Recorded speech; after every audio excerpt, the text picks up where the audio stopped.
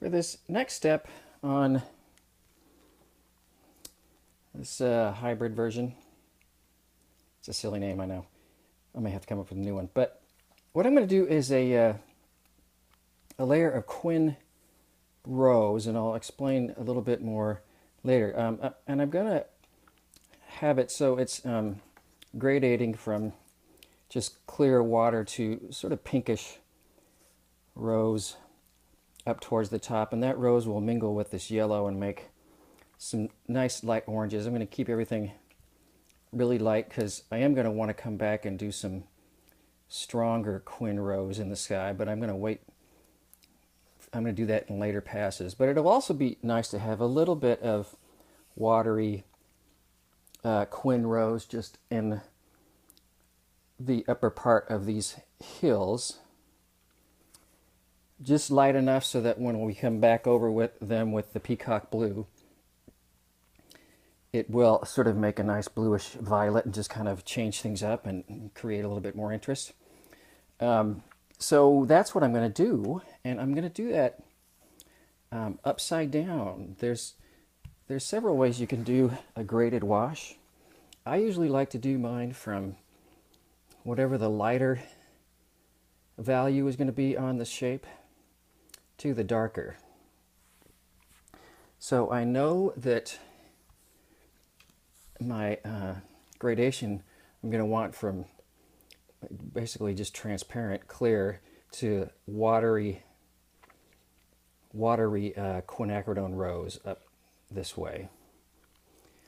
And because of gravity, I'm going to use gravity to my advantage. And that will just, it will make, in the direction, it makes much more sense to me because the direction that it's flowing will automatically get darker, will automatically get more pigment. So it sort of only makes sense to, doesn't only make sense, but I find it works best that way.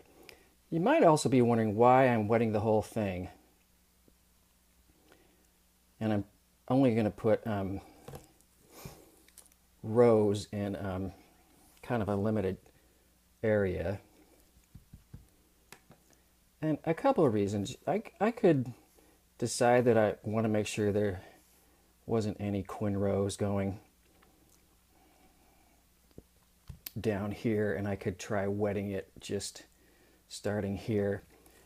Chances are that some color may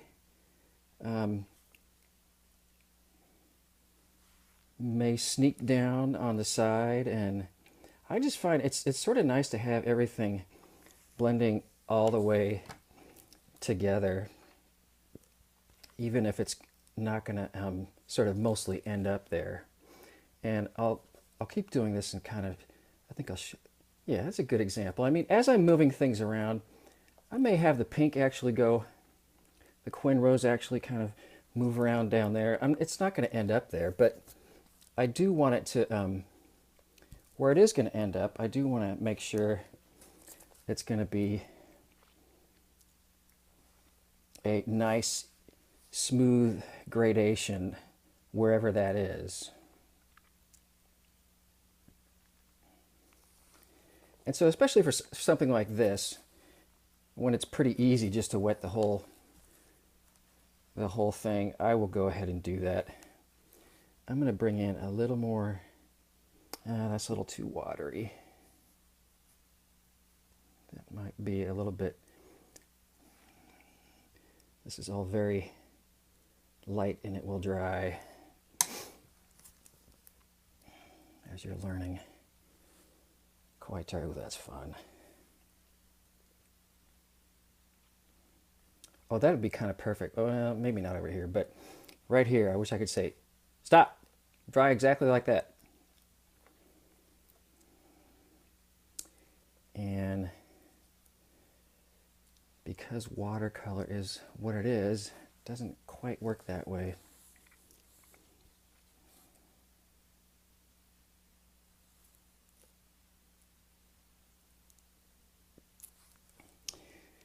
So yeah, this is there's plenty of sort of pink that's coming down this side. And those sorts of things have a way of just uniting a whole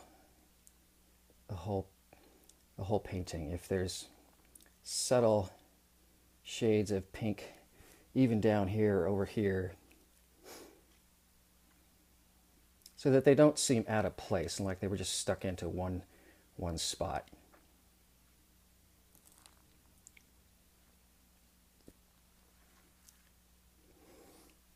So even though I did like sort of the orange, the stronger orange that was happening when the paint was tipped a little bit more this way, I knew it was going to make it so I had too much pink over here. So mostly I'm just thinking to myself, yeah, that's basically what I wanted. And I keep tipping it this way actually. And then as long as I know that it is going to be drying consistently, it'll make a nice graded transition. And I can come back and adjust if I feel that strongly in certain areas where I may have wanted it orange, more orange.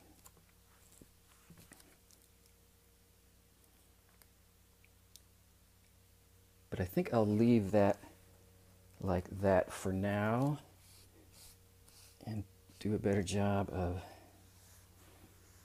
wiping off the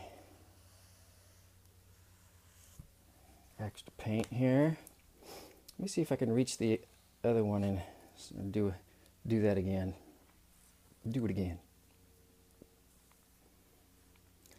If you let too much watery color pool right here at the, like I think I said right here, where the tape meets the paper, eventually it'll start lifting up, and that probably will. But like I said, not the end of the world. You know, I'm going to set that one aside and let that dry, and I'm going to get this guy out.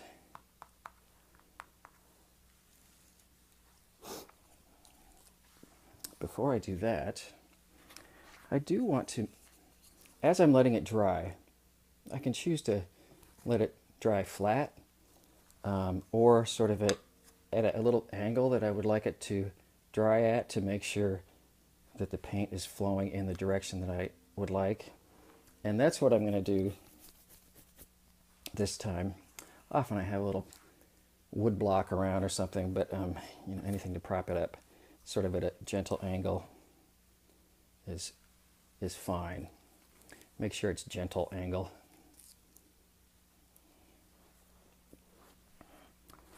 Let's see what was going on here. This was kind of fun. I did introduce a bit of rose into the sky. I think what I'm going to do is just kind of reestablish what the blue hills are. So I'm going to, because there's a little indigo down here, I'm just going to kind of go over the hills again, pretty light. That's a little bit darker, but that's going to be okay, because I would like it to be a little bit darker than the sky, that top hill.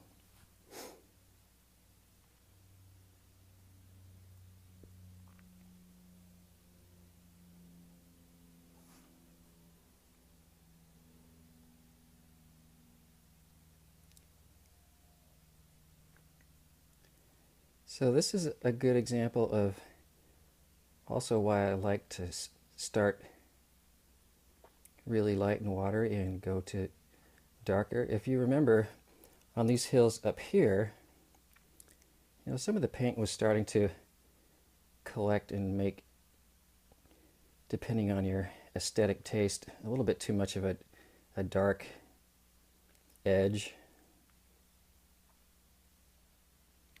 And if I come over the whole thing like that, it has a way of taming those down. Look, I haven't mixed up enough blue, but thankfully I have a little bit of rose here as well, and that'll make it just sort of a little bit more purpley down here, and a little bit darker. Not much, as you can tell.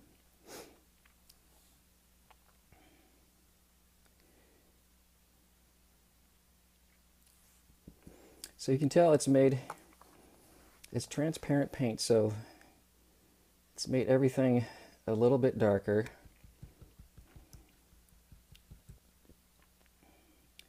There's still a little bit of difference in the values of each of those. Not a ton, but that's kind of going over and unifying that a little bit.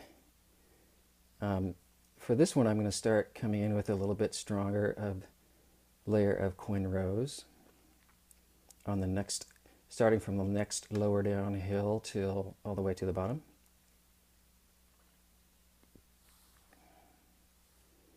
Let's see, I'm going to leave that one alone, and I'm going to come in here.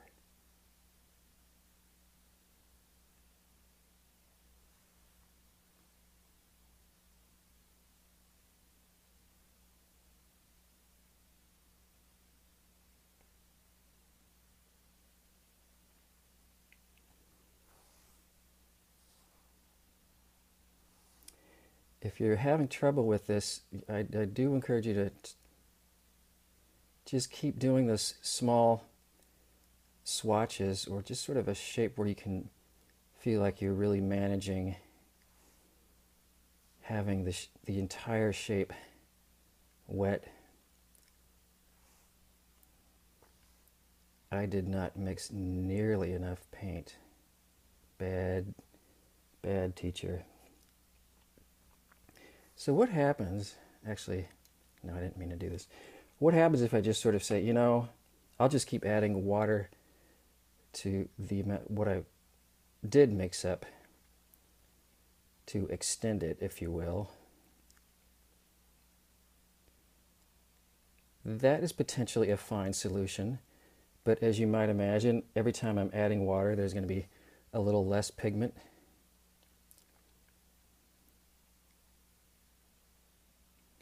And when I say adding water, mostly I mean adding a little bit of water to this puddle that was running out. So as I keep adding water, it's going to obviously make it less concentrated and more watery, and so won't necessarily stay the same color as it initially was, the same darkness value. In this case, that's kind of fine. I'm building up in layers, so that's fine.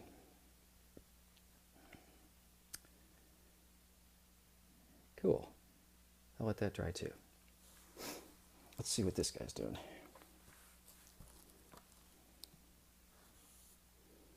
I think I'm gonna ever so slightly just pick up a little bit of water there. I know from my guide that it's going to be the sky is going to be getting gradually darker over as it moves that way. So even if I had some boo-boos over there, it would be okay. I said boo-boo. Actually, I said boo-boos. It's the plural. Okay,